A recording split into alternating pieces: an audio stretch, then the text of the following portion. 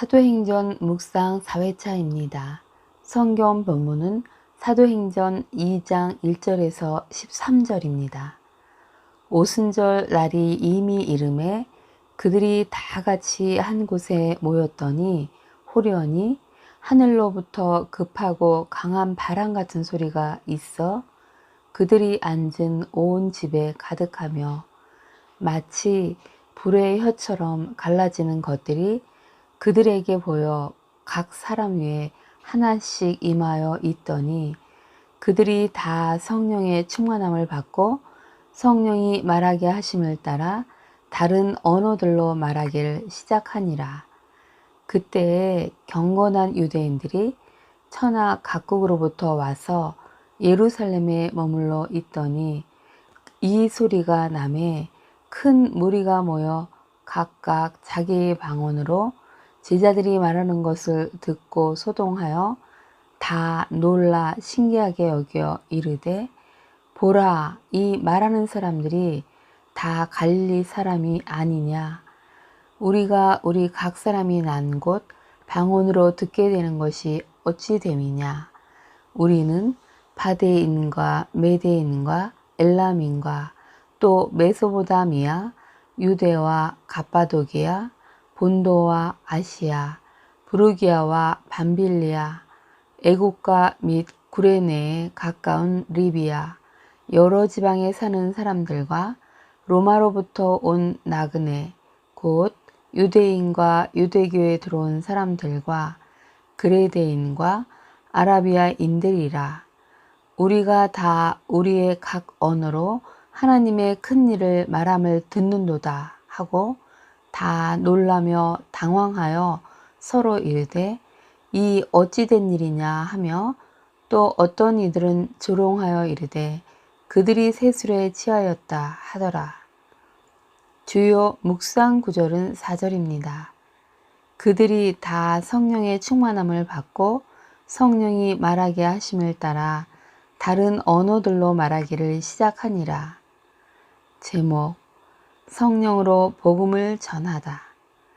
본문은 예수님께서 승천하시기 전에 하신 약속대로 성령이 임하시는 장면을 기록하고 있습니다. 오순절 날에 사도들을 비롯한 120여 명의 제자들이 한 곳에 모여 있을 때 성령이 임하셨습니다. 갑자기 하늘에서 급하고 강한 바람 소리 같은 것이 집안을 가득 채웠고 혀처럼 생긴 불꽃이 사람들 눈앞에 나타났고 그 불꽃은 여러 갈래로 갈려져 그곳에 모인 한 사람 한 사람 위에 머물렀습니다. 사람들은 성령이 충만해졌고 성령께서 말하게 하시는 대로 자기들의 언어와 다른 외국어로 하나님의 큰 일을 말하기 시작했습니다.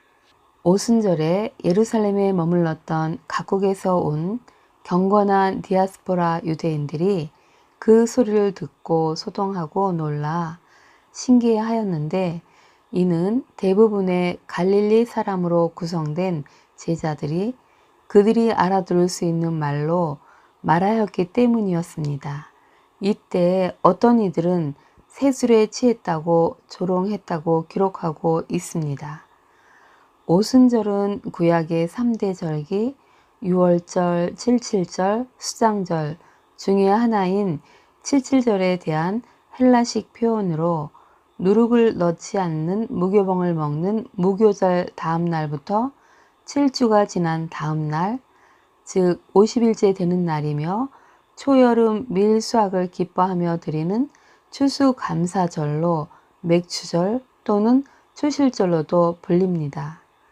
성령은 삼위일체 하나님 중 아버지 하나님, 아들이신 그리스도와 구별되는 제3위격으로 하나님의 영, 여호와의 영, 하나님의 성령, 예수의 영, 보혜사 등으로 불립니다. 성부, 성자와 함께 창조 사역을 하셨고 성도의 구원을 이루고 완성하시며 성도 가운데 함께 계십니다. 또 성령은 의지, 마음, 생각, 지식, 말, 사랑 등 인격적인 속성을 가지고 계십니다.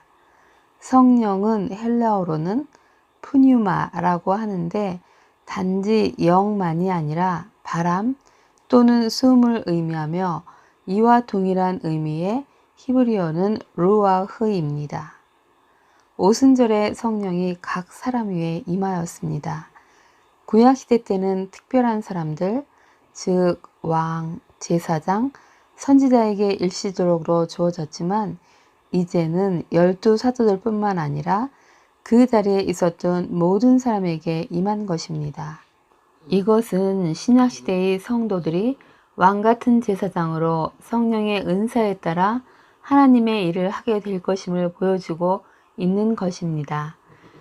이 본문에서 특기할 것은 각 사람들이 성령 충만을 받자 가장 먼저 성령께서 말하게 하시는 대로 세계 각처에서 온 사람들이 알아들을 수 있는 언어로 하나님의 큰 일을 말하기를 시작했다는 것입니다. 즉 하나님께서 그리스도를 통해 이루신 구원의 사역, 복음을 전한 것입니다. 이때 성령님의 주권으로 제자들의 입은 성령님의 통로로서의 역할만을 했을 것입니다. 성령은 예수를 믿는 사람들을 유익하게 하기 위해 예수님이 보내주신 귀한 선물이지만 성령 사역의 가장 중요한 일이 하나님의 큰 일, 즉 예수 그리스도를 통한 구원 사역을 전하는 것임을 알 수 있습니다. 그러므로 예수를 믿어 구원받고 성령을 받은 우리는 성령 충만을 받을 때 예수 복음을 전하게 되는 것은 당연한 일이고 필수적으로 따라오는 일임을 알 수 있습니다.